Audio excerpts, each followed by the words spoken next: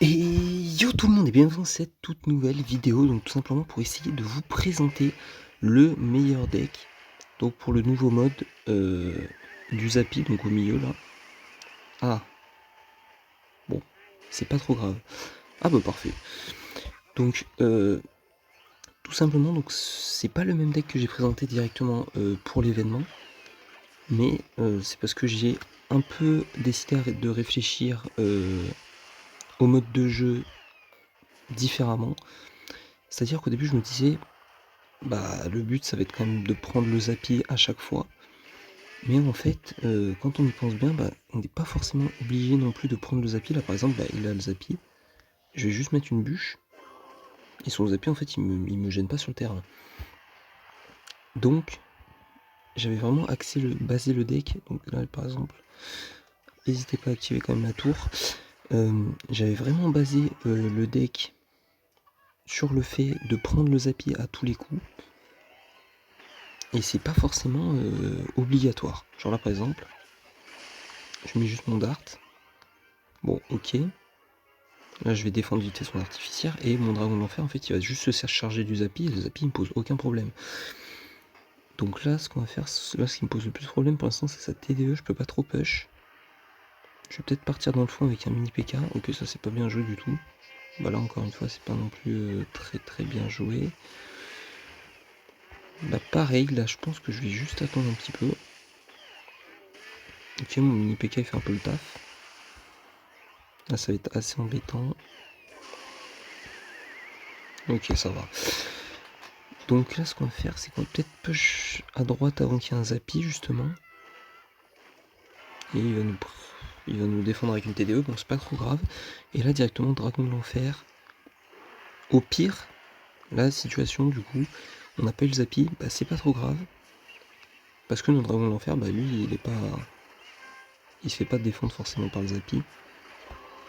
Il faut bien faire gaffe. Ok bon. Les sapeurs étaient clairement en trop. Mais il va. Ok ça va. On commence un petit peu à m'embêter, j'avoue. J'avoue que ça commence un petit peu à m'embêter là qu'ils prennent à chaque fois le Zappy. Et surtout le fait qu'il a une TDE dans le deck aussi, c'est vrai que c'est pas facile avec le cochon. Ok. On va défendre comme ça et on va voir un petit peu ce que ça donne. Ok. Là il va falloir faire gaffe. On va mettre ça comme ça ici. Ok. Et là on va faire un double push. Parfait, il zappe. Donc là s'il met par exemple TDE, je suis pas sûr qu'il s'en sorte très bien sur l'échange. Là ça va, ok, ça tape les sapeurs en plus. Il met un double zap, et là sa tour elle tombe. Sa tour elle tombe, il a mis trop. Il a trop voulu défendre en fait tout. Il aurait mieux fait d'assumer un petit peu de dégâts un peu de partout. Et normalement ce serait passé. Bon là vous l'avez vu, c'est quand même serré. Je pense que le deck est bon, mais là par exemple le deck en face il était horrible à jouer parce que là il y a l'artificière. Je sais pas si peut-être à la place de la bûche, peut-être un sort de flèche, à voir. On va se retrouver directement dans une deuxième game.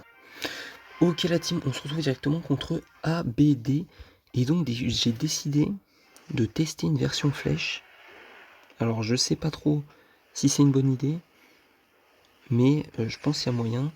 Donc là par exemple, sur le trade on va être gagnant parce que du coup notre dragon de l'enfer va défendre son dragon de l'enfer. Et on va même avoir une petite contre-attaque. Du coup j'ai bien fait de mettre la version flèche. Là on va gratter un petit peu de dégâts, je sais pas combien ça va mettre. Ok, 600 dégâts. En vrai 600 dégâts on prend. Et là on va push avant que le Zapier apparaisse. Ok, parfait. Là ce qu'on va faire c'est qu'on va commencer à entamer le Zapier. De toute façon, au pire, s'il prend vraiment le Zappy, notre Dart il va le défendre. Parce que le Zappy il est pas à portée. Donc en soi, c'est ok. On va juste aller. Ok. Ouais, ça va. En vrai, ça va. En vrai, ça va. Ça va faire un petit peu mal la mousquetaire. Et ça aussi, ça va faire un peu mal. Mais on n'a pas trop le choix. On n'a pas eu le Zappy. Ça défend quand même bien, ça va contre-attaquer, il est obligé de défendre. En vrai ça va. Si je peux aller juste tuer peut-être son artificière, parce que j'ai pas forcément les flèches en main, on n'était pas loin de mettre un coup. Ah ouais, là j'ai mis beaucoup trop tard. Mais c'est pas grave, encore une fois. Au pire, il va très bien défendre le Zappy. Là ça va être juste un peu tendu pour le timing des sapeurs. Ça va, ça passe.